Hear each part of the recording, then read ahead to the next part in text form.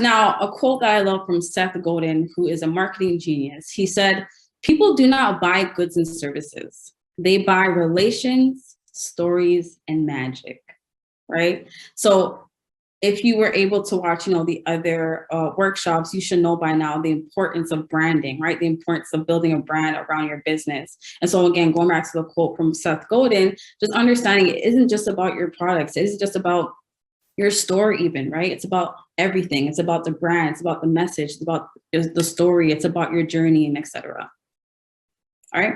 So today is going to be, simple, but I did want to give you guys the gems that you need to help you to take the next step forward. So we're just going to do a quick icebreaker activity just to get your brain kind of going and flowing. And then I want to talk to you guys a little bit about the intro to social media marketing, the importance of creating social media goals.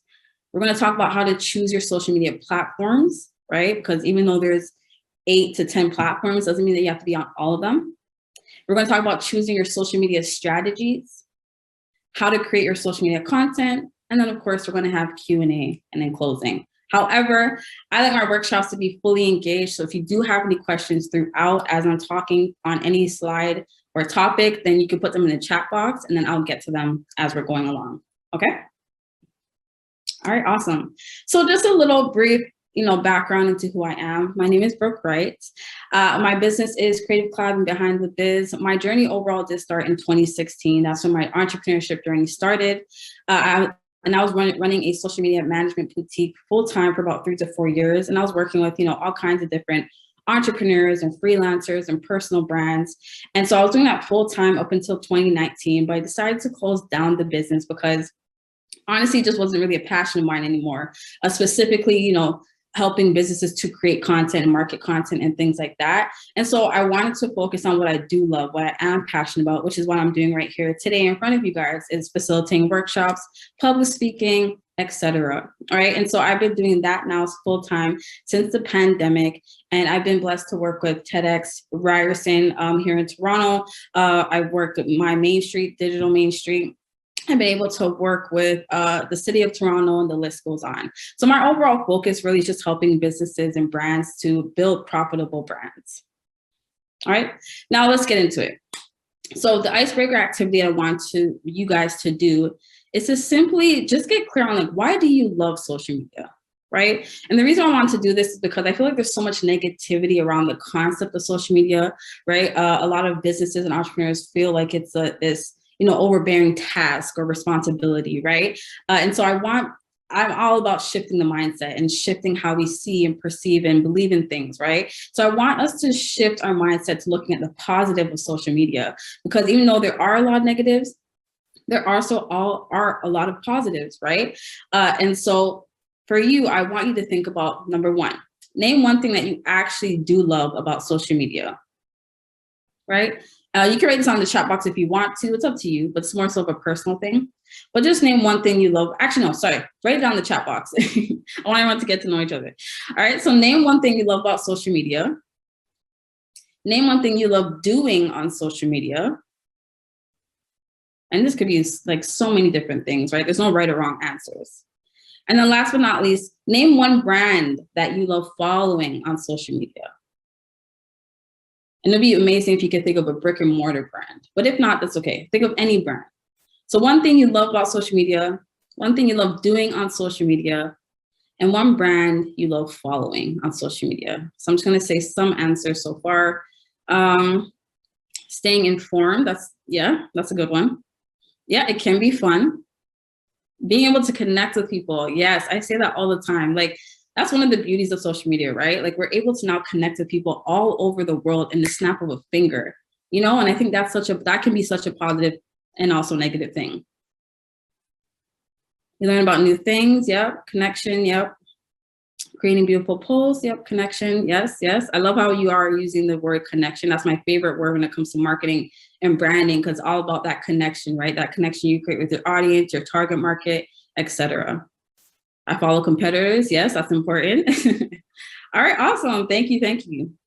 So continue to share if you haven't, and then we will keep moving. All right. Now, I'm a stats girl because stats are very important, right? It can help you when it comes to marketing on social media. It can help you when it comes to building your business or building your brand or learning about your audience and target market, right? Because especially if the stats are verified, right, and their actual stats, you can again use this when it comes to building your business and content. So here are some stats that I want you to remember when it comes to marketing for brick and mortars, right, or marketing on social media. So the first one is the platforms with the lowest reported engagement, right, are Twitch, Snapchat, and Clubhouse. However, the highest social media platforms with the highest engagement are Instagram, TikTok, and Twitter. Now, of course, this is so important because followers are one thing, but really the key, the special sauce is that engagement. If you can have, majority of your followers engage with you, that's what you want, right? Because we see often with where people have 100,000 followers, but only 10 people are engaging, right? And so that throws off a whole bunch of stuff, right? And that actually throws off the trust when people come onto your page of the value of the content and whatever it is that you're offering. If you're looking to get deals and collaborations, these are the things that people look at. And so engagement is really important.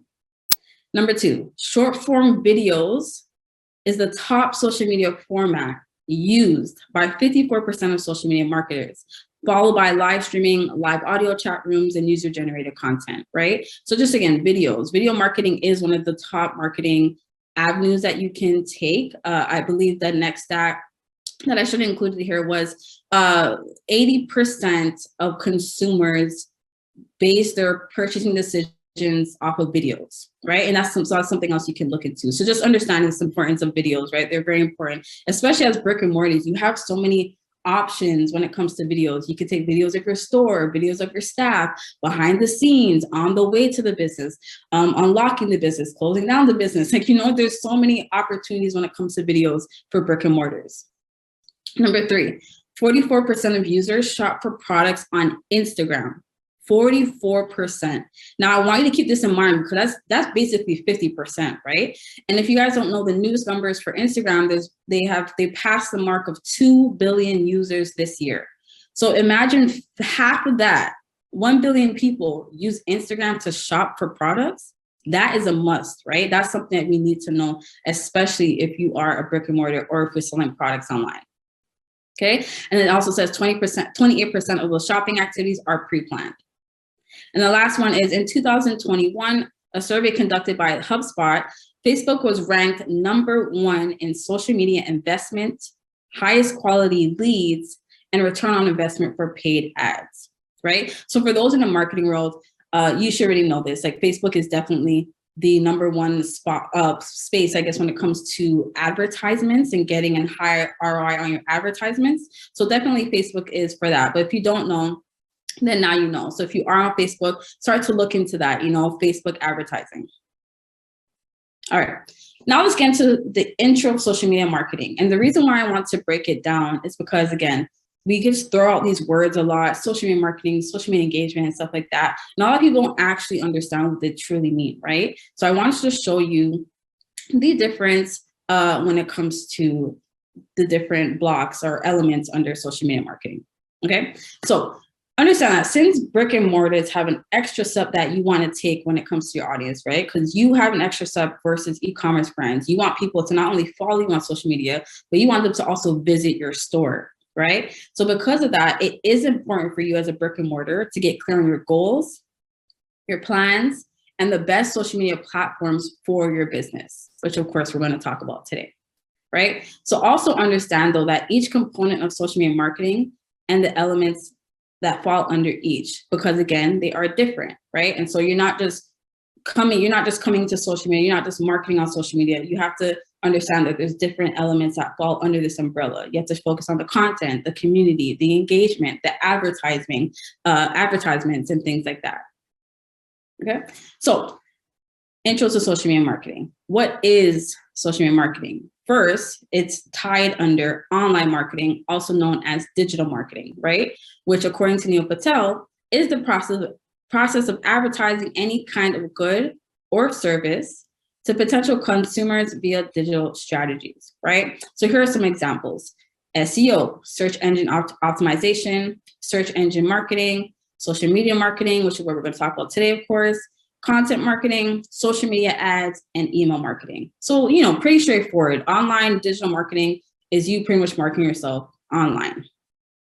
Now, social media marketing, of course, is the process of creating content for social media to promote their products and services, build a community with your target audience, and drive traffic to your business.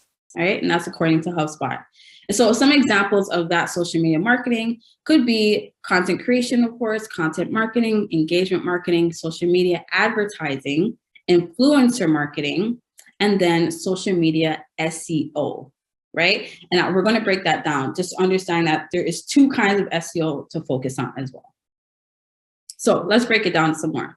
So when it comes to content creation, right? Content creation, of course, we all know this is content, right? It's posts, it's the posts that people make. It's the overall process of generating topic ideas that appeal to your buyer persona, right? And the reason why I bolded this is because I'm big on customer avatars. I'm big on knowing who your audience is, because we often see it or hear it sometimes when entrepreneurs be like, oh yeah, we're selling to everybody. My products or services for everybody. And there is no such thing, right? So you have to get clear on who your actual audience is. Who's your target market? Are you clear on what your customer avatar template actually looks like, right? And if you're not, that's probably one of the challenges why you're not growing on social media, why you're not able to attract more foot traffic to your store and things of that nature, right? So buyer persona, do you know who your buyer persona is? Okay, so again, content creation is the process of generating topic ideas that appeal to your buyer persona, creating written or visual content around those ideas, and making that information accessible to your audience as a blog, video, infographic, or whatever form of content that you want to make. Right?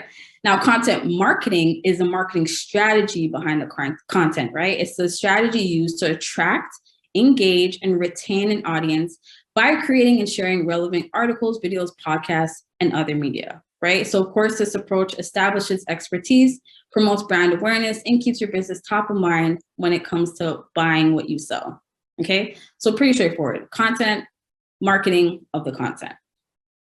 Now, engagement marketing is all about building relationships for your customers, right? And this is, again, the most important. And this ties back to my power word, connection, because when you're marketing, when you're branding, when you're building a business, when you're growing on social media, when you want foot traffic to come into your store, right? It all comes down to the word connection.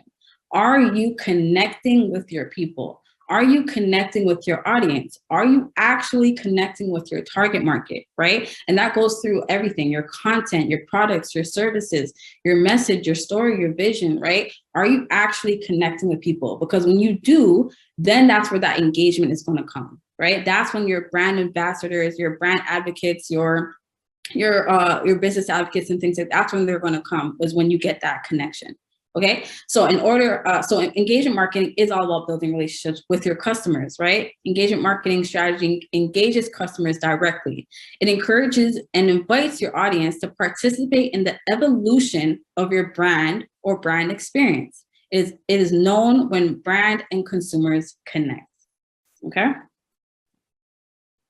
And then, of course, social media advertising, which is also straightforward. It's the ads that you see all over social media, right? Whether it's Instagram or LinkedIn or Pinterest or Facebook or TikTok even, right? That's what social media advertisement is. So it is a digital marketing strategy that enables you to run paid advertisements on social media platforms.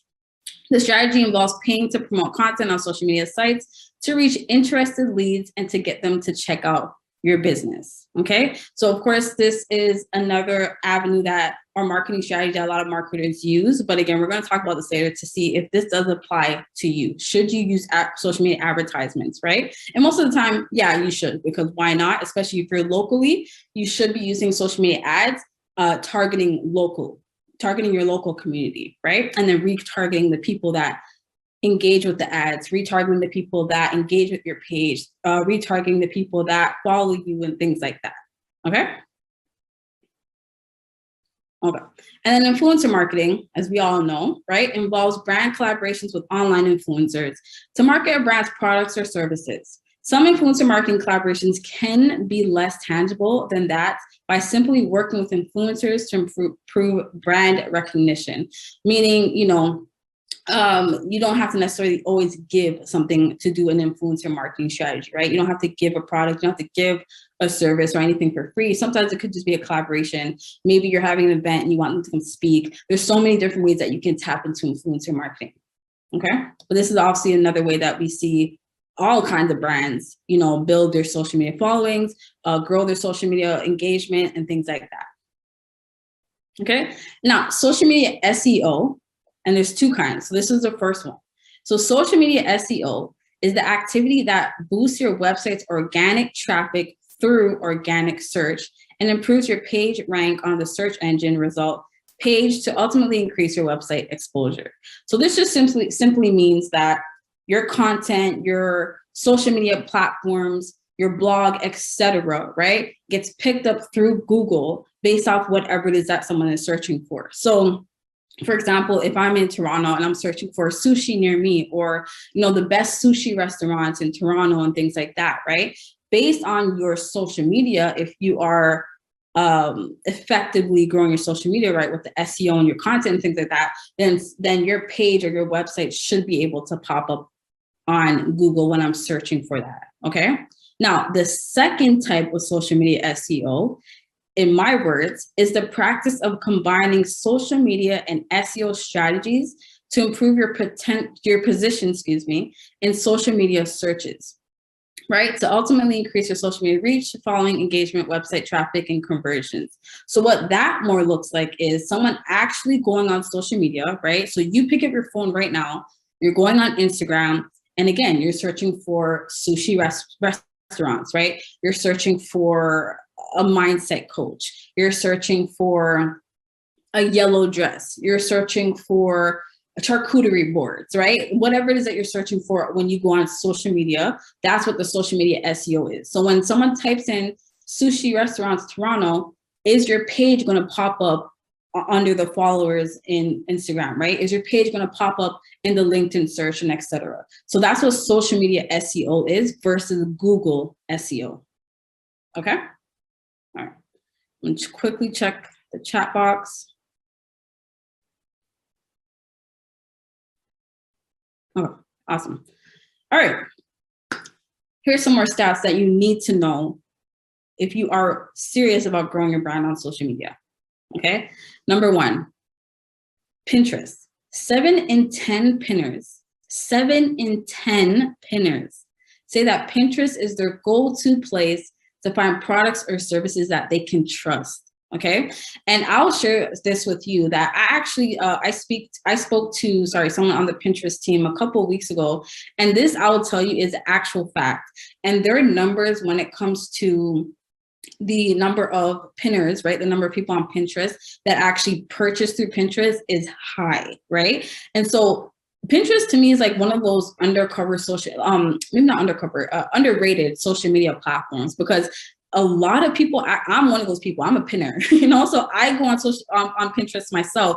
I search for things on there myself, especially if it comes to fashion or hair or certain things, right? I'm always on Pinterest searching through Pinterest as if it was an actual like Google for shopping, you know, that's just me. So I understand the 7 in 10 pinners. I'm one of those pinners, you know what I'm saying? So I just want to put that in your mind, because if you are brick and mortar, depending on what you sell, especially if you're into fashion, if you have a fashion brick and mortar, you're selling apparel or even books, or even food, even if it's food, right? Pinterest is something to definitely look into, because again, 7 in 10 pinners, right, are going to Pinterest to search and to actually buy, okay? Which leads me to the second stat. Shoppers on Pinterest have 85% larger shopping carts than buyers on other platforms, and they spend twice as much monthly, right? And so this is what I was saying. This is what the person on the Pinterest team was telling me as well, that people actually buy through Pinterest, right? They trust Pinterest more for some strange reason. Pinterest has created this platform where they just build this platform where people, it's a trusted platform, right? So people trust the platform itself, but then they also trust the people who post on that platform. So for some reason, they just have higher everything, right? They have higher, again, pinners who buy, pinners who search through the platform, and etc., right? And so this is something to keep in mind, especially when you are choosing which platform for your brand and business, which we'll talk about later. Number 3, according to LinkedIn, shares on the platform earned 53% more engagement and twice the click-through rate of employee shared content, right? So that simply means you are sharing someone else's post, right? So if you're on LinkedIn and you see Gary Vee's post, right, and then you want to reshare that onto your page, right, and always put a comment though, because that's what helps it to get more engagement. So say you reshare that post and you want to add your own little thought into the, comment, whatever, and then you reshare. That's what they mean by that, right? So shares on the platform earned 53% more engagement. And test it out, you'll see it. And this is actually a fact, because even for my content, I see that happen sometimes. Like I'll post my own content, right? Like whatever, it could be a tip or a how-to. And then say I get like, a couple of likes or something. But then if I reshare someone else's and add my own, thought process to it, I get more engagement, right? So that's, again, something to think about, because if you do have a business LinkedIn page, for example, you want to be mindful to not only share everything about you or your business, right? You want to also share other people's posts that relate to your brand and business, okay? Number 4, link clicks account for 92% of all user interaction with tweets. Okay, so again, important, because if you have a Twitter, if you're planning to build your brand on Twitter, this is important to understand that you should always have your call to action leading to some type of link, right? Leading to something where, of course, that they can click on that leads to whatever it is that you're trying to sell or promote. Okay, and so just understand that 92% of all user interaction, okay, are link clicks. And then last but not least, 90% of people on Instagram follow a business. I don't know why, but this was like one of my favorite stats when I was researching this, because I'm like, again, remember, they just passed 2 billion user mark, right? So Instagram now has 2 billion plus users. So for them to say that 90% of people on Instagram follow a business, that's over 1 billion people, right? So that just goes to show you that people do care to follow businesses, right? They care to follow your brick and mortar business. They care to see what you're about, what you're up to, what you're promoting, what you're creating, things like that, right? And so this stat just really goes to show the importance of why businesses need to be on social media. Okay. All right. Now, let's talk about social marketing goals, because so often do I talk to entrepreneurs and businesses, and everyone wants to grow. I get it. Everyone wants to succeed. Everyone wants to thrive, but you need to have a specific goal, to make things happen. And sometimes when I talk to entrepreneurs or business owners, they don't really have goals. They just want to do this. They just want to be an influencer. They just want to have a popular page. But it's like, that's not a clear goal. That's just wishful thinking, right? So when it comes to growing on social media, one of the top things we need is a clearly defined goal. Okay, so remember this. Tony Robbins said, setting goals is the first step in turning the invisible into the visible. And so without having clear social media goals, businesses can end up creating meaningless and ineffective content, right? Which causes them to continue to struggle to achieve their marketing goals. This is why businesses and brick and mortars like yourself must create clear goals and plans in order to grow their businesses on social media. Because if you really want to turn the invisible to the visible, you need to have a clear goal and plan in place. Okay, so here are some examples, because I don't think I need to explain to you what a goal is. We all know what goals are, but here are some social media marketing goals examples that could probably help you in creating your own. So in broad terms, you can have goals like increasing brand awareness, gaining new followers, increasing your click-through rates, increasing your conversions, improving or increasing your engagement, increasing your conversions. Oh, I said that. Interesting, double, sorry. Attracting new community members, building brand recognition, okay? Or generating new leads. Now, the thing about goals though, for me is, again, I don't like I personally do not like broad goals because it's not clear, it's not specific. It's too broad. How are you going to reach something so broad, right? So when you're creating your social media goals, I want you to remember this. I want you to get real specific as to what exactly you want to achieve when it comes to you building on social media. So instead of saying increase brand awareness, we want to say things like increasing profile views, right? Website visits, etc. And even get more specific. Maybe you want to increase your profile views by 10% in 1 month, right? Maybe you want to increase your website visits by 3,000 in 6 months, right? Things like that. Instead of saying gain new followers, maybe you want to increase your TikTok followers by 500 in 3 months, right? Instead of saying increase click-through rates, okay, well, maybe you want to increase your click-through rate by 30% in 30 days. Instead of saying increase conversions, maybe you want to specifically increase your Instagram conversions by 80%.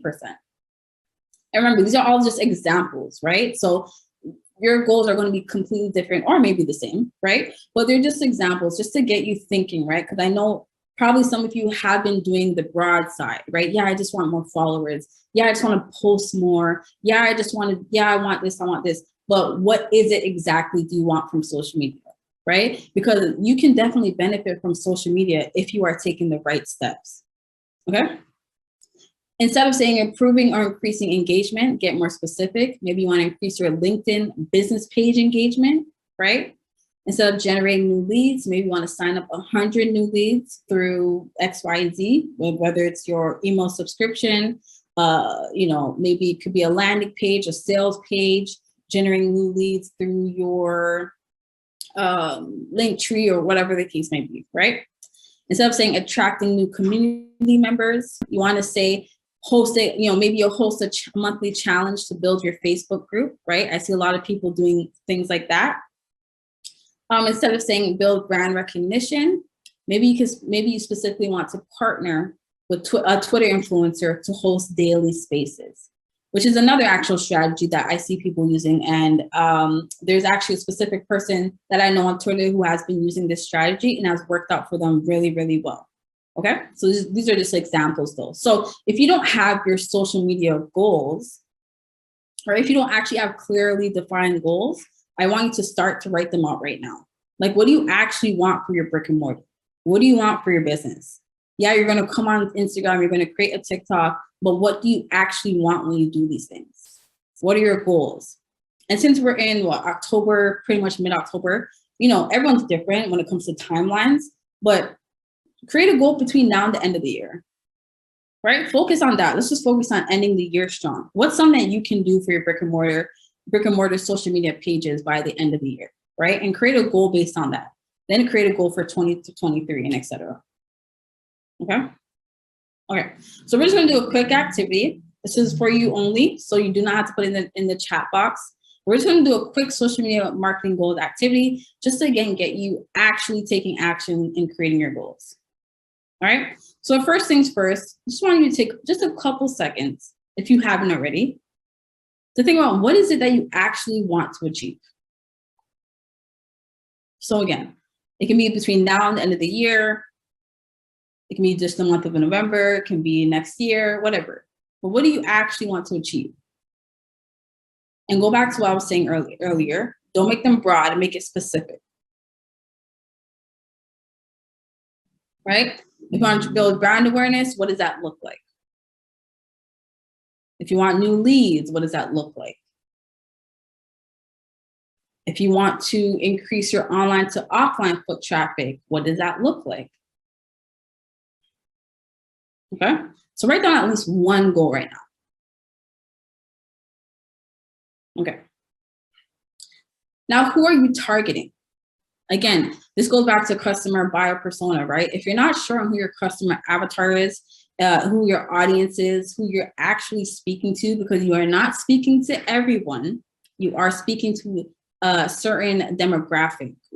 So just get clear on who are you targeting when it comes to your social media. Is it women? Is it men? Is it children? Is it coaches? Is it people in fitness? Or is it vegans? Is it fashion enthusiasts, right? Who are you targeting exactly? Write down as many details too as you can. Like I always tell my entrepreneurs that get as much information as you can when it comes to your audience, your target market, right? As much information as you can, because this is how, again, you're going to connect with them, right? And if you can build that connection, everything else is going to click. The engagement's going to click. The conversions are going to click. Them becoming your brand advocates and ambassadors is going to become easy, right? And so this is why it's important to figure out who it is that you're targeting. Get clear on the information that you can, the details that you can, where they live, how much money they make, things like that, that all matter to your business. Okay? Next, what is your unique sales proposition, or people also call it unique value proposition? And so for those who are not aware of what that means, it's pretty much just the statement that defines why you're unique. It defines what makes you different from other people, from your competitors, why people should choose you. So a template that people usually follow is, when it comes to like creating a UVP, you can follow this template. We help X do Y so they can achieve Z.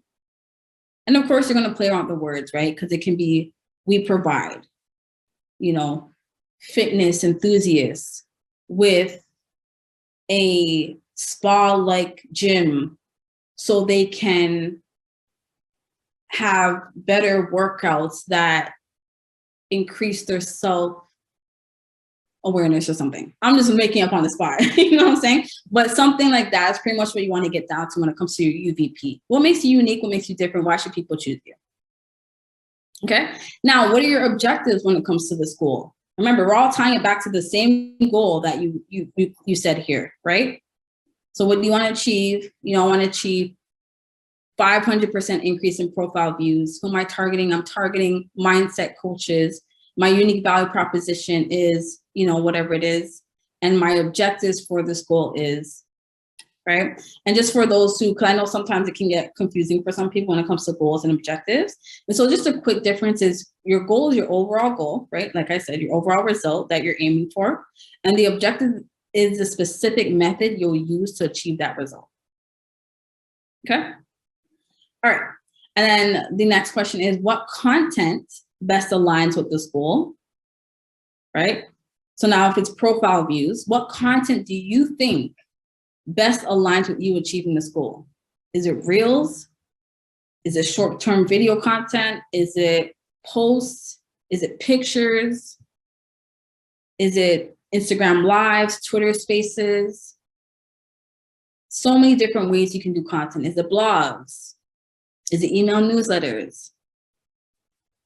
If you ever get stuck on thinking what kind of content, you can always Google it, right? You can always just research content ideas. But just think about what content you feel best aligns with this goal. The next question, and I hope you guys are writing this out for yourself, right? It doesn't have to be perfect. Don't screenshot it yet too. At the end, I'll tell you when if you need to screenshot it so that you can answer these later on. But I hope that you're answering these questions because again, it's going to help you to create your own social media goals and to actually achieve them. So the next question is, what social media platforms best align with this goal? Right? So what social media platforms do you think best aligns with this goal? If you weren't specific here already, right? So if you didn't say you probably chose, your goal is to increase your TikTok followers or something, then you can kind of skip this one. But if you didn't, then what social media platforms best align with this goal? Next, what social media strategy will help you reach this goal? And we'll talk about these both soon. But which social media strategy will help you reach this goal? The next question you're going to ask is, how will you know your strategy is working? So let me go back a little bit just so I don't confuse you. So when it comes to, we're going to talk about some strategies later on. But when it comes to social media strategies, right? Again, it can be different. It can be maybe influencer marketing, maybe collaborations, maybe advertisements, right? Things like that. That's what I mean by what social media strategy do you think will help you achieve this goal? Again, how will you know your strategy is working, right? So how will you measure it? How will you know that you're on the right track? Whether it's checking your analytics every 30 days or bi-weekly.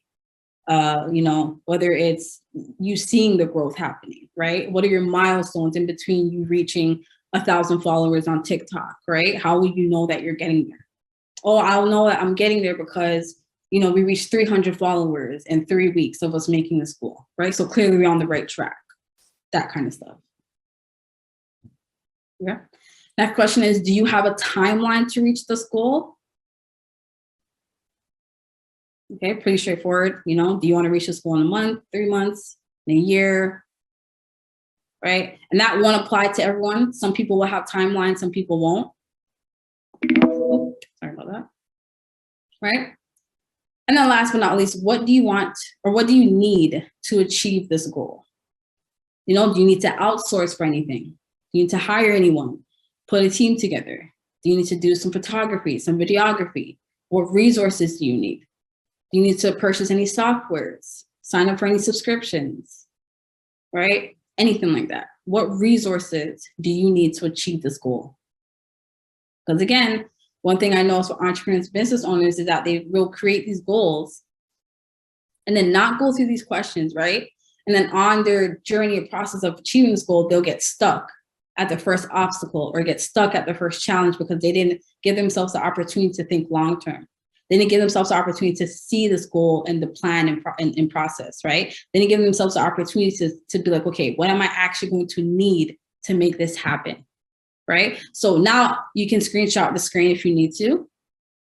But these are the questions you really just want to go through when you're creating your any type of goal, really. But when it comes to your social media marketing goals, right? Go through these questions. And then by the end of it, you should have way more clarity on what your goal is and how to achieve it, right? The things that you need to achieve it, the people that you may need to reach out to, et cetera, et cetera.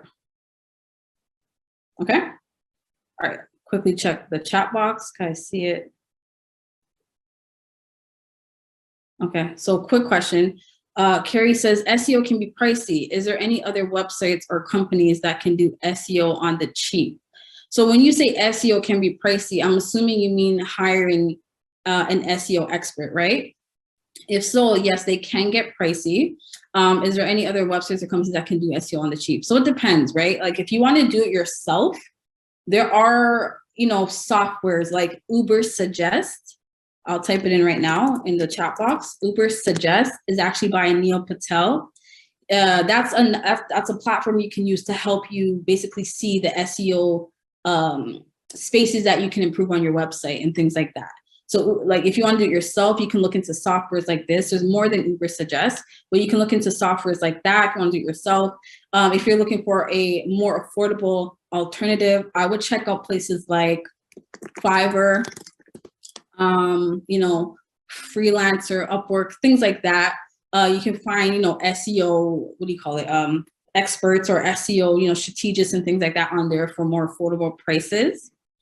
And then, yeah, so if so yeah, those are the options if you want to do it yourself, if you want to outsource for a more affordable option.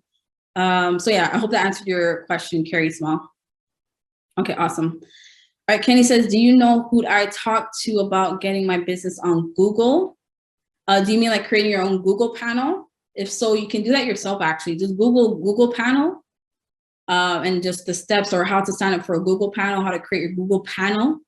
And then you'll see the steps on there. Like that kind of stuff you can do on your own, to be honest, when it comes to the Google panel. If you're talking about getting your business on Google, so like when someone types in, you know, if I type in Captain's Boil or something, right? And then the Captain's Boil whole thing pops up on the side. If that's what you're talking about, again, you can do that yourself.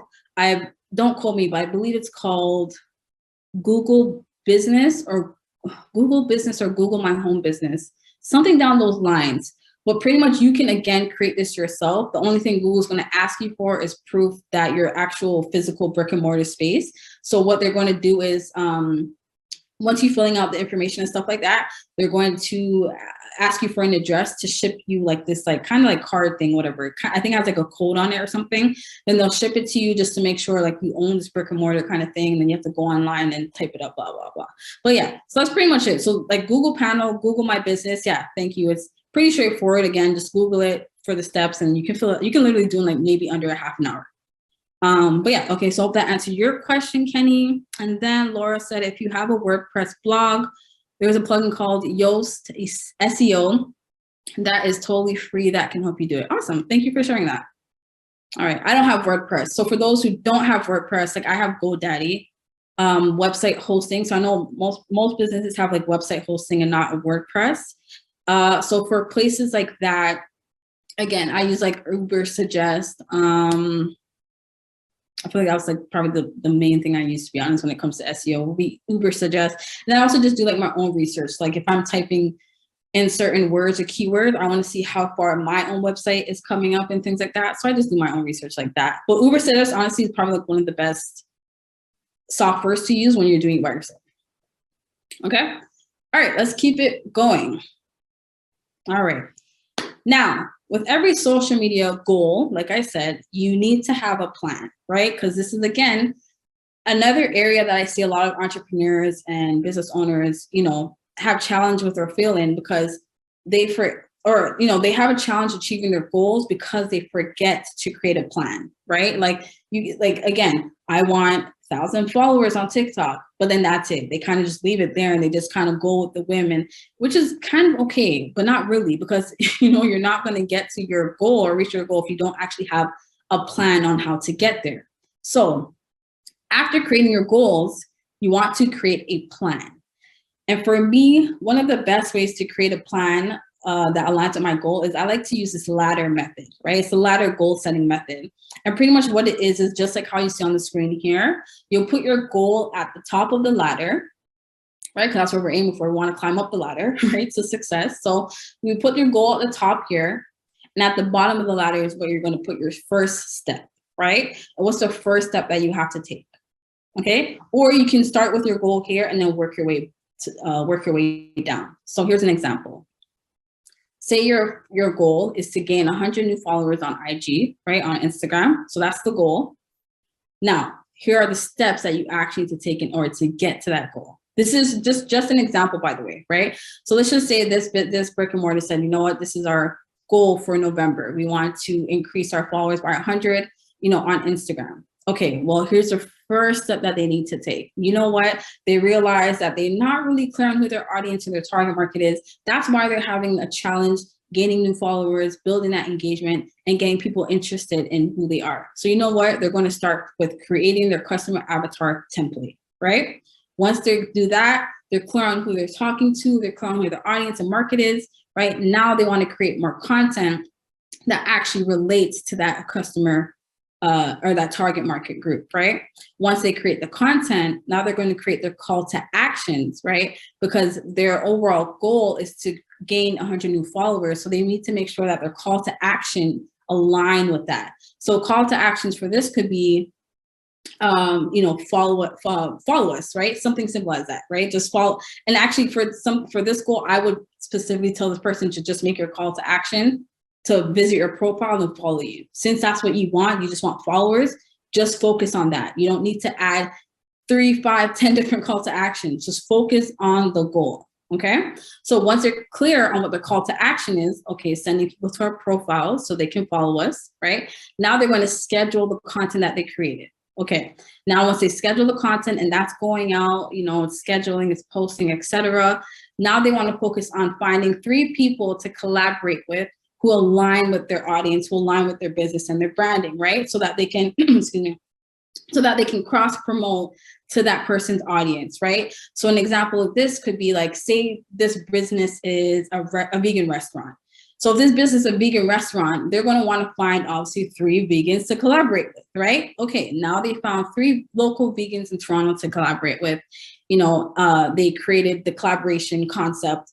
All 3 are agreed. Boom, that's ready to go. Now they implement their collaborations, over the course of a month or whatever their plan is, right? And then based off that, you'll also see if that worked, right? So if that did work, and from the collaboration, say they each of these collaborations helped them to gain 20 new followers each. Well, that's 60 new followers. Their content helped them to gain 20 followers. Well, that's 80 followers. Okay, so clearly something's working here. So if it's working, then they're going to repeat 1 to 6 until their goal is reached, right? So you see the difference between just saying a goal and then that's it. Once you have the steps planned out, that's how you can reach your goal. Okay. So if you really want to grow on social media, you not only need a goal, but you need to have the plan with it, right? So start to get clear. What are the exact steps, step by step, that's going to help you move from A to Z? Okay. And a quick story that I can share is my own experience. So last year, I decided to, actually it was 2020 when I decided that I wanted to be more on Twitter, because I'm a writer and I'm a speaker. And I remember a coach giving me the advice to be on Twitter, because she said that a lot of writers and speakers are on Twitter and they get a lot of opportunities there, etc. So she told me this in 2020. Actually 2019 is the truth, is when she actually told me. I started to take action on it in 2020, but I still wasn't like fully like engaged. I didn't really care for Twitter at that time. So I didn't actually put in the effort until last year, 2021, early like January. And I went through the same thing. I'm like, okay, you know what? I want to get serious about Twitter. Okay. When I started, and this is exactly how the journey went. When I started in Twitter, of January last year, I literally had maybe 150 followers, right? That's when I said, you know what? Clearly that's not like, I need to grow my brand, I need to grow my brand on Twitter, etc. So I created my goal. And I knew that by the end of the year, I actually had a goal of reaching 2,000 people, right? And so I did the steps. I knew what I created my plan, et cetera, et cetera. Long story short, I went from 150 followers in the beginning of January 2021 to about 2,500 followers at the ending of December 2021. Okay, so in a year after I created my goal, I created my plan, I did my steps, et cetera, I was able to go from 150 to almost 2,500 followers.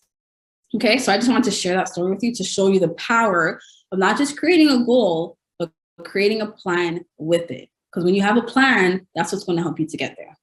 Okay, so just a quick break. I just want to see where we're at on time. Okay, so we're kind of good on time. So I'm going to continue going unless anyone has any questions that they want to throw out right now. Everyone's good? All right. Okay, so we're going to continue then. Okay, let me just take a sip. Hold on. Okay. And sorry, my voice is kind of going, everyone. I've been having like back-to-back speaking engagements. So I felt it earlier this week that my voice is kind of going. But okay, so anyways, so here are some more stats that I want you to remember. Okay, now influencers with less than, okay, remember this, influencers with less than 5,000 followers see the highest engagement rates on TikTok. Now, isn't that funny? Because businesses are always quick to work with, you know, the influencers that have 100,000 followers, things like that, which is cool. I get it. The more, the merrier. However, if you go across a lot of social media platforms, I personally don't think it's just TikTok. Even if you go on Instagram, Twitter, etc., you're going to start to see that there's a lot of influencers, right? Micro influencers, what they call them, who have like less than 10,000 followers. They actually have the most engagement.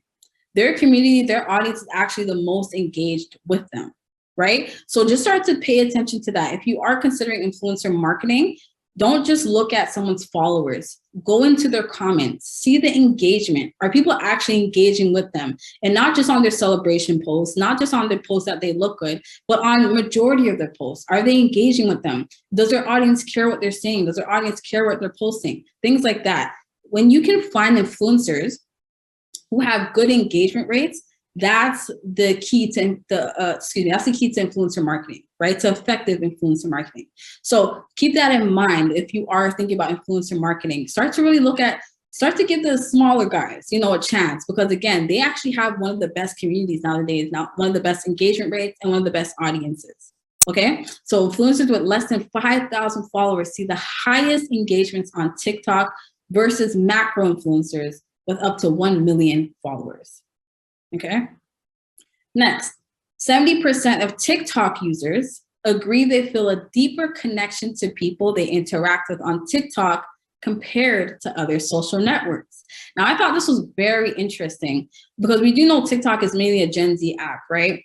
Gen Z/millennial app, right? And so I just thought it was very interesting that 70% of them, right, said that they feel a better connection through TikTok than any other platform. But I do also see why they say this, because for those who are on TikTok, you probably see it's more organic on there, right? People are more themselves, right? TikTok, you can roll out of bed and not care how you look, put a TikTok up and it could probably go viral and people won't care how you look. But Instagram's a little bit more different, right? Instagram's a little bit more superficial. It's a little bit more vanity, right? And so I get why they're starting to say this, but so that's why I want to put this in here, because I really want business owners, entrepreneurs to start to understand where the market is going, start to understand how our users, how the consumers, how people are thinking nowadays, right? And so people are caring less, I should say, about, the vanity and the just posting and the ads and stuff like that. They're now caring about deeper connections,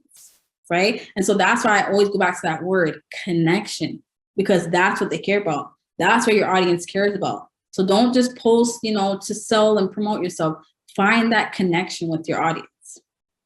Okay. Number 3, 2 out of 3 users are likely to buy something on TikTok while using the app. 2 out of 3 users, right? That's basically what 75% of people, maybe if I got the math right, but that's like a good percentage of people, who are likely to buy something on TikTok while using the app. A perfect example of this is, I'm not sure if anyone's seen that viral story go around of the pink sauce lady. When she made her own like pink sauce that you can use on burgers and fries and stuff. Like it's one of those sauces that like tastes good. You can use it on everything kind of thing. Small, super, super, super small freelancer entrepreneur, just started out, but her business went extremely viral. Actually it went viral for the wrong reasons, but before it went viral, a lot of people were buying her sauce, right? Just based off of TikTok. She didn't even have a website like that. She didn't really have everything together, but because she was on TikTok promoting her sauce and other people were, also promoting the sauce, that's what influenced majority of TikTok to buy the sauce. Even after she went viral for negative reasons, people were still buying the sauce, right? So I think it just goes to show like how influential TikTok really is, especially if you have a product-based business. That's a platform to think about. Okay. All right. And then the last one is answering a complaint on social media can increase customer advocacy by 25% because 79% of consumers expect brands to respond to them within a day of reaching out. Okay. Now I want to throw this in there because even I have experiences where I'm trying to hit up a brand on Instagram or something, whether it's, I need a quick question about their store, their hours, or their menu. And there's so many times where it's either I don't get a response or they respond so late where it's like, I'm not even interested in supporting the brand anymore. Right. And so when I seen this stat, I'm like, oh, that makes a lot of sense, because when brands do respond quickly, right, it does increase me as a customer to advocate for them. It does increase, my chances to advocate for them. It increases my chances to buy with them and et cetera. Right. So if you are, again, planning to build on social media, keep this in mind. Your DMs are going to matter. The way you handle your customer service through social media is going to be one of the things that make or break you. Okay. So keep this in mind. Customer service is very important when it comes to building on social media. All right, let's keep going. So now choosing your social media platforms, because again, you don't need to be on all, but you can be on all, right? But choosing your social media platforms is important because you already have your business to run, right? You already have your staff to manage, inventory to control, all that kind of stuff, your Google business to keep track of. You have so many things to do and responsibilities as a business owner, right? So this is why choosing to focus on certain platform versus all 8 of them can help you to be more productive, and it can help you to achieve your social media goals, especially when you don't have a full marketing department, right? Because I know people like Gary Vee will be like, yeah, be out there, content 4 times a day. But I think what he forgets to mention or forgets to think about is that a lot of businesses nowadays, a lot of business owners, entrepreneurs nowadays have very, very small teams, if any team at all, right? And there's probably most of you guys here right now. Actually, let me know if you guys don't mind. sharing the chat box, how many of you right now are a solopreneur? How many of you are doing this by yourself, or maybe have a team of less than 3 people? If you have a team of less than 3 people, let me know. You can say yes or drop a number 1 in the chat box, right? Because again, a lot of entrepreneurs right now are by themselves or a very, very small team. And so I don't personally agree with everything Gary Vaynerchuk says, because it's a lot for one person to handle all 8 platforms. On top, you have to create the content, you have to manage the content, you have to manage your audience, your customer service, you have to schedule the content, or you have to look into hashtags, the photography, the video, like there's so many elements, right? So that's why for me, I always tell entrepreneurs, choose your top platforms that make the most sense for you, your brand, and your goals, okay? So as we know, these are the top 8 social media platforms today in 2022. Of course, YouTube, Facebook, Instagram, Twitter, LinkedIn, TikTok, Pinterest, and Snapchat. And I purposely actually put it in this order, not just based on popularity, but based off another thing as well. Depending on the type of business you want to build online. I'm not sure if you guys got to see the recent, how can I say this? There was a recent video that went viral of this girl. She talks a lot about, how can I say this, like the fine prints and the fine lines when it comes to a lot of things, social media. It could be, flying, returning stuff like that, right? She has a very educational platform. And so she posted a video the other day of showing how content creators really get paid through these social media platforms. And not to my surprise, YouTube still pays the most to their content creators. Facebook was actually a surprise.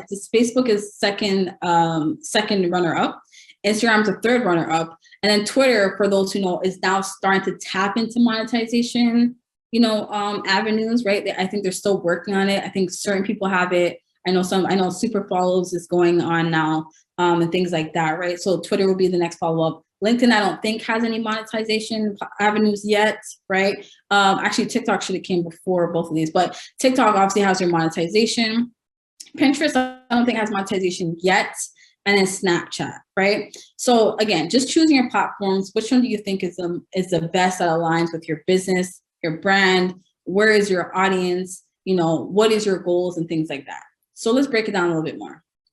So when it comes to choosing your social media platform, you want to first think about your brand's concept, right? So again, what's the overall concept of your business and your brand? So your products and services matter, right? What are you selling? Because if you know what you're selling, you'll know which platform to go on, right? What's your brand persona? What's the personality behind your brand, right? Are you more entertaining? Are you more funny? Things like that. Maybe TikTok would be best for you, right? Are you more of a educational? Do you provide more tips and things like that, right? Maybe Twitter could be for you, things like that, right? Understanding the nature and purpose of your business, and then your overall brand's message, right? So these things you can start to think about when it comes to choosing a platform, right? Your overall brand's concept. Which platform aligns with your brand's concept? The next one is your target audience, of course, right? So when it comes to your target audience and you're choosing a social media platform, right? Of course, you want to think, okay, who are you targeting? Is it business to business, business to consumer, right? What are the demographics of your target audience? Where do they hang out mostly, right? Because again, TikTok, for example, has a variety of people on there, yes, but majority of the people on TikTok is Gen Z and millennials, right? So if you're selling things to Gen Z, of course, you want to be on that platform, right? Facebook has a little bit more of a baby boomer audience, right? So if you're selling to that audience, you want to be more on Facebook, right? So things like that. You want to understand, where do they hang out, right? Where are they online? Where do they engage the most, right? Where do they go for information, for inspiration, education, searching, things like that? So again, if you're a fashion business, right? You already know, oh, a lot of people go on Pinterest for fashion, right? So I definitely should be on there. So things like that. Where do people go for food posts, right? Where do they go for business tips or whatever the case may be? Which platforms do they search on, again, right? And what do they search for, right? And then lastly, matching content to platforms. So when it comes to your target audience, again, just matching the content to that platform. So if again, Pinterest is your platform for fashion, you also want to make content that speaks directly to that audience. Then, of course, when choosing your social media platforms, you want to think about your goals and your overall mission, right? So if, again, your goal is to specifically be on TikTok, then of course, you want to be on TikTok. If your goal is to specifically generate more millennial leads, right? Then you want to be maybe be on Instagram or whatever, right? And things like that. So whatever your goals are, what platform best aligns with that goal? What's going to actually help you to achieve that goal? So all kinds of goals, your business goals, your finance goals, your branding goals, etc. Right? Other things to consider is your overall mission and vision when it comes to choosing a platform, right? So where do you see yourself in a year from now, right? As a business, right? What's your overall mission as a business?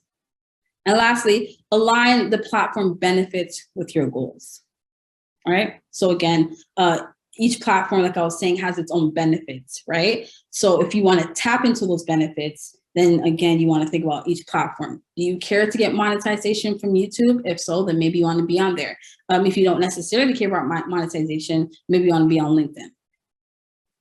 Okay. And then number 4 is resources, right? So when you're choosing your social media platforms, again, you want to check to see what resources do you have already, and then what resources do you need, right? So how much time do you have to spend on certain platforms, right? Do you need any equipment, or do you have any equipment that you need for certain platforms? Do you need a team or an assistant to help you out, right? Do you need to outsource anything when it comes to certain platforms, right? So say after all of this, you realize you need to be on YouTube, you need to be on TikTok, and you need to be on Instagram, and you need to do video content. If that's the case, but then you don't have video editing skills, maybe you need to outsource for a video editor. You see what I'm saying? So that's why we're going through all these steps, because the more clarity you have, right, the more effective your journey will be when it comes to achieving your social media goals. Okay. And then last but not least, of course, is funding, right? Do you need any funding when it comes to these platforms? Of course, all these platforms are free, as we know, but the funding part could come in when it comes to your strategies, whether it's influencer marketing, advertising, maybe you want to, or contests, maybe you want to give away things, right? Give away products, give away services, give away money, whatever the case may be. So do you need any type of finances or funding, right? Or even if you're outsourcing and putting together a team and a system, okay? And then last but not least is your competitors, right? So of course you want to choose a social media platform based off your competitors, because one, you want to see where they're at, right? What's already working for them and things like that, right? So what platforms are they using? What is their audience engagement like on each platform, right? So say again, you're a vegan restaurant, right? You're gonna wanna check out, say, Fresh, right? Which is probably like one of the top vegan restaurants right now, right? So say you check out Fresh, and then you check out Fresh's, all their social media platforms, and you realize, they're not doing so well on YouTube. They're not doing so well on Twitter. They're not doing so well here. Well, that could be an opportunity for you to do better than them on those platforms, right? Or it could also be an opportunity to see, like, are they not doing well just because that's not where their audience is, right? Or are they not doing well because they're just not properly, building their social media platforms on those spaces, right? So many different ways when it comes to watching what your competitors do. Again, what's working for them, what's not working for them. You want to look at their content, their ongoing advertisements, right? And this is key. You always want to look at your competitors' ongoing advertisements, meaning, have you seen an advertisement from your competitor from like January earlier this year? Okay, well, we're in October now. So that means if they're still running that ad is working for them. So what does that mean for you?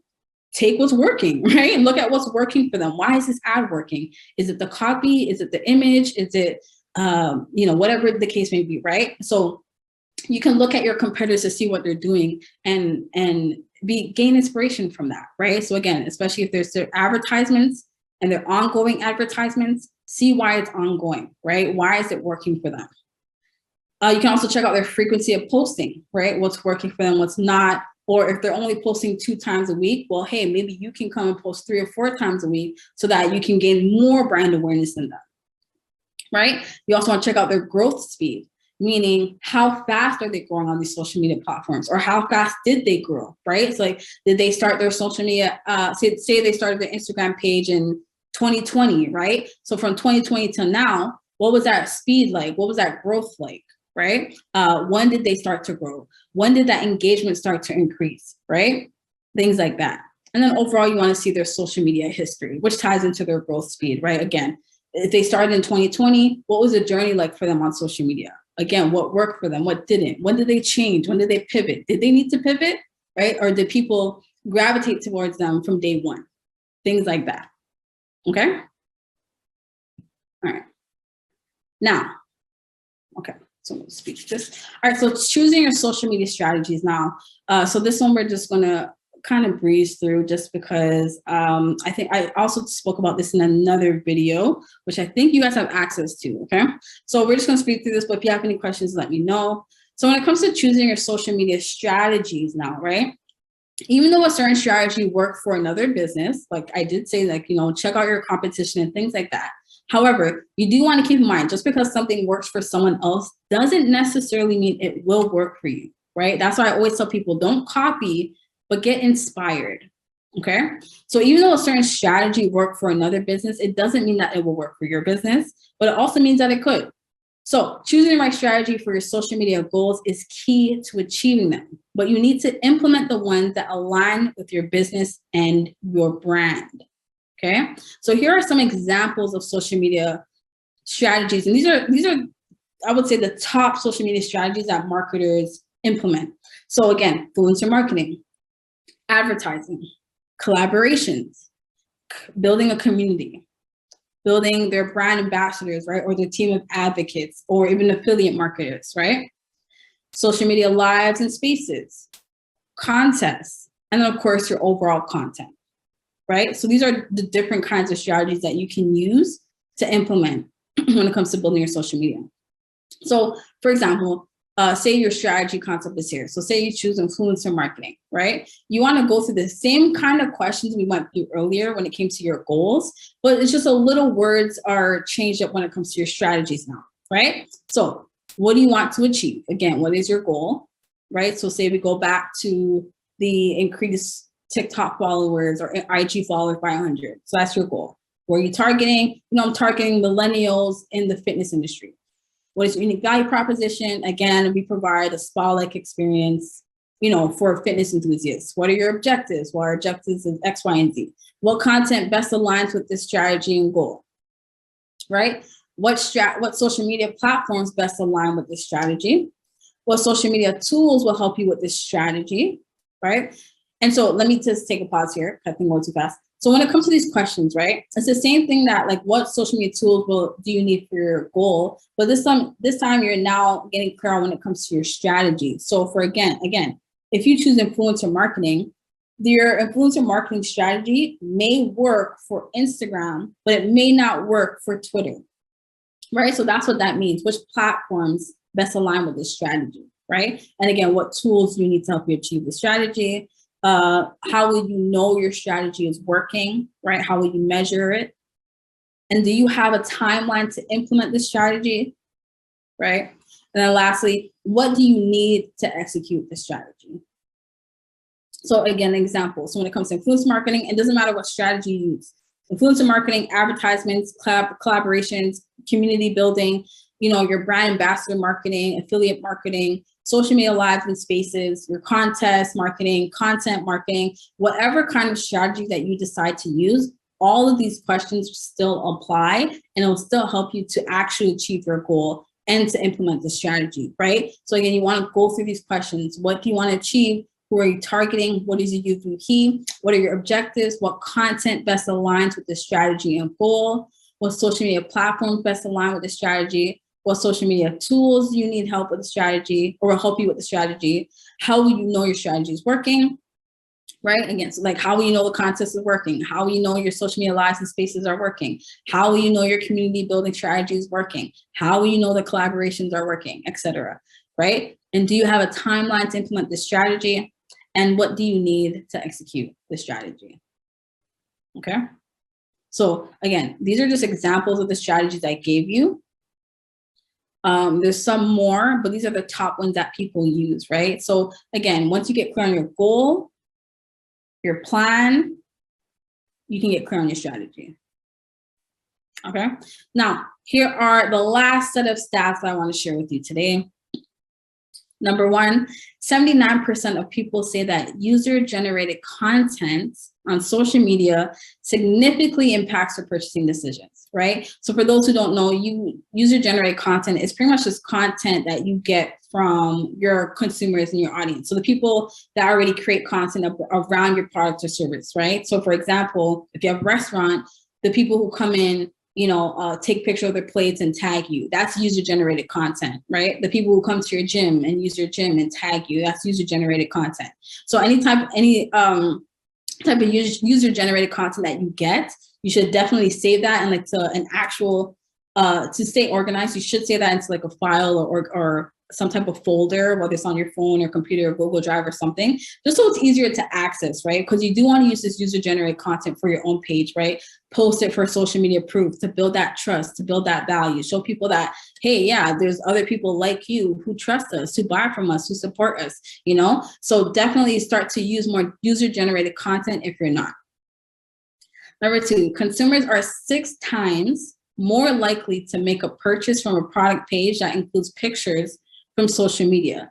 So what this means is, I'm not sure if any of you guys have been onto like a website and you see like their Instagram tied to it, right? So like you go on their website and like say they sell t-shirts, and then you'll see either like a part of the actual product page that you'll have Instagram pictures, or sometimes they'll have it like somewhere on their website where it's like it's tied to their Instagram, or their Instagram is somewhere on there, right? So that's pretty much what they mean by that. If you haven't seen it, you'll probably see it more soon, because more businesses are starting to do that.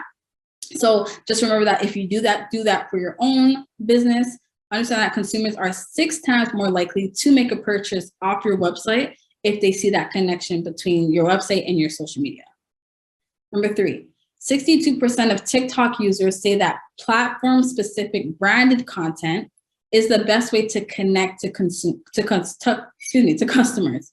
So what that means is, now instead of repurposing content, taking the same reel and putting on TikTok and Twitter and LinkedIn and stuff like that, for TikTok, at least 62% of them say that they would rather have a platform-specific video. So instead of taking that reel for Instagram and putting on TikTok, would pretty much kind of specifically make it for TikTok and specifically make it for Instagram. Now, I wanted to share this stat just so you're knowledgeable of it, but at the same time, don't feel like you need to fall into this, right? You don't need to make it the platform-specific branded content, because just like the example I shared earlier of the influencer who shares like all those educational tips when it comes to the law, she repurposes her content, right? And so she takes the same IG reel, she puts it on TikTok, and she's still making money, she's still growing her following, right? So it really is like a to each their own kind of thing, okay? And lastly, Instagram stories and grid posts remain the most popular types of content among influencers, okay? So Instagram stories, grid posts, pretty straightforward. They are the most popular types of content among influencers. So again, if you are thinking of doing influencer marketing, keep this in mind as well, right? So when you're creating your deal with them, your offer with them, maybe you want to just focus on the stories, or maybe you want to focus on grid posts. Okay. All right. Now, creating your social media content. Okay. And we'll slide through this as well. I know we're coming to the end, but okay. So when it comes to creating your social media content, right, it's obviously a great way to showcase what your business and your brand is all about. It's also a great way to learn what your audience like and doesn't like, right? And it's also key to know the important elements of creating content so that you can grow your brand on social media with a little bit more ease, okay? So when it comes to creating your social media content, again, these are the certain steps that you want to take, right, when you think about your content, because you don't just, like, it's okay, actually. I do actually believe in creating content on the whim or creating content when you feel called to. Again, it does depend on each business and brand, right? I am one of those people, I like to more create content on the whim because it sticks with my audience more. But that was trial and error. That was for me testing things out and seeing what my audience likes, seeing what they don't like, things like that. For me, as my brand, planning content out ahead of time doesn't really work for me, right? It doesn't really work for my brand. It doesn't work for my engagement. I'm more of like, I have to be in the moment. Okay, what's going on in the world today? What can I talk about today? And then I create content, right? But still, even when I'm creating content, I still like to follow certain steps or have certain systems in place to make sure that I'm still, I'm still creating effective content and getting the most out of it. Okay. So when it comes to creating your social media content, here are some steps you want to follow. Of course, like always, start with your goal in mind. What is your goal when it comes to your social media content? Okay. Number 2, get clear on your social media SEO, right? So what are your keywords when it comes to your brand and your business, right? What are the keywords that fall under the fitness industry, the restaurant industry, the vegan industry, the fashion industry, etc.? What are your social media SEO keywords? Who is your audience and your market, right? Again, it's same, but 2 different things. Your audience is your overall audience. So say you have a following base of 1,000 people on TikTok. That's your 1,000 people. That's your audience. But your target market is, say, the 500 people within that audience who's actually going to buy from you, right? So we all have two of those markets. We all have a target audience. We all have a target market. So just keeping that in mind as well. Not everybody in your audience is going to be a buyer. It's just not going to happen. Okay. Now get clear on your branding elements, the ones that matter, right? Again, I'm pretty sure there's a video that you guys can check out. So you can ask Andrew or Chris afterwards. But there's a video you can check out on the branding elements, what branding elements matter when it comes to your social media content. So this could be your values, this could be your story, this could be your mission, your vision, your message, your voice, your language, things like that, right? Just getting clear pretty much on your brand. Once you're clear on that, you want to get clear on your online to offline strategy, right? Because again, you're a brick and mortar, so you're not just creating content for people to follow you. You want them to follow you and also come to you, right? So getting clear on what's your online to offline strategy when it comes to your content and your social media, right? Next, you want to create a community, right? This goes for any business, to be honest, in my opinion. Well, maybe not any business, but mostly all businesses, especially brick and mortars. Community is your key, right? Like you need to create that community of people. I'm pretty sure most of us have probably seen the story go around in the summertime of Randy's Patties, right? That closed down in Jamaica Town. What's that? I think it's like Eglinton West, right? And so Randy's Patties was a solid brick and mortar that was part of the community for, I don't even know, probably since the 90s, I believe, right? And so there was this whole thing because they shut down officially, right? And so I don't know if you guys got to see, but their community, oh my gosh, even when I see like the way that people came to support them, to want to make sure that they stay open, to want to make sure that, that they don't close down shop and stuff like that. It was a beautiful thing to see because even the lineups, to support them went around blocks, right? Drake, the actual artist from Toronto, Drake got involved. He offered to buy Randy's Patties. And so for me, that was like, this is one of the best examples when it comes to building a community. If you can build a community like Randy's Patties, who's going to be there for you through highs and lows, right? Be there for you when you need them, when you don't need them. Be your brand advocates and brand ambassadors without you even asking. That's what you want to get to, right? Because I believe that they're closing down for financial reasons, on top of personal reasons. They said they've been in business for so long. I think it was just at that point where they just want to retire. And so even when Drake made the financial offer, from my understanding, don't quote me, but from my understanding, they turned it down again because they actually wanted to close down the business. But again, it just shows you the power of community. If you can build a community around your brick and mortar, you'll be set, right? So focus on building community. How can you build a community around your business, right? What's your mission? What's your message? What can people connect with when it comes to you? Okay. Next thing is your competitors. Again, we talked about that. And then lastly is the engagement.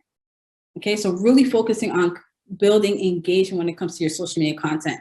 Don't just post to post. Post with the intention of, how can I get people to engage with this, right? How can I get people to want to share this? Okay, because that's really important. And so because we talked about the goals, objectives, branding, online to offline strategy, and your competitors, I want to just quickly go over your SEO, your audience, your community, and your engagement. So when it comes to creating your social media content, again, you really want to put energy and intention and thought into your SEO, your social media SEO. So things to think about when it comes to your social media SEO are your hashtags. Because again, people are searching on the actual social media platforms, right? Instead of Google, which, oh my gosh, I just remembered it. And I wish I shared this article with you, but you can Google it. Google, there was like this tech conference, I think about a month or two ago, and they were talking about how Google as a search engine is actually losing its rankings as a search engine because a lot of people are now actually using Instagram, Twitter, TikTok, Pinterest, LinkedIn to search for the goods and services that they want and need, right? So now social media is becoming the real main search engine, which is very interesting, right? So we pay attention to that. We, as businesses, we do need to pay attention to see where this is going to go and how this is going to affect Google and businesses who are on Google, right? Because it's not going to say that people are not going to use Google, of course not, but just to show you that things are shifting, marketing is shifting, the world is shifting, economy is shifting, the way people shop are shifting. So we got to pay attention to that. So make sure that your hashtags align with what you do, with who you are, what you sell, what your products and services are, your brand, your values, your mission, things like that, you're targeting, okay? Because your hashtags is what comes up in Instagram when people are searching for certain things, Twitter when people are searching for certain things, even LinkedIn, Facebook, right? So make sure your hashtags are on point. Your caption, of course, ties to your SEO, right? Whatever's in your caption gets read by the algorithm or whatever, right? Location matters. Oh my goodness. As brick and mortars, this is one of the things that gives me, like, it's a pet peeve when I see, it's a pet peeve when I see brick and mortars online don't have the location in their bio or even in their post. It's like, come on, like, I'm interested in your business. I want to know where you're located. I don't need to do I shouldn't have to take 10 minutes to figure out where you're located. I should be able to come on your Instagram, boom, the location's right there. I should be able, and if it's not there, I should be able to go through your post and boom, it's in some of the posts, right? This is another way of getting picked up by the social media SEO, because again, if people are searching for things in a specific area and you have it tagged in your post or in your bio, you're going to stand out.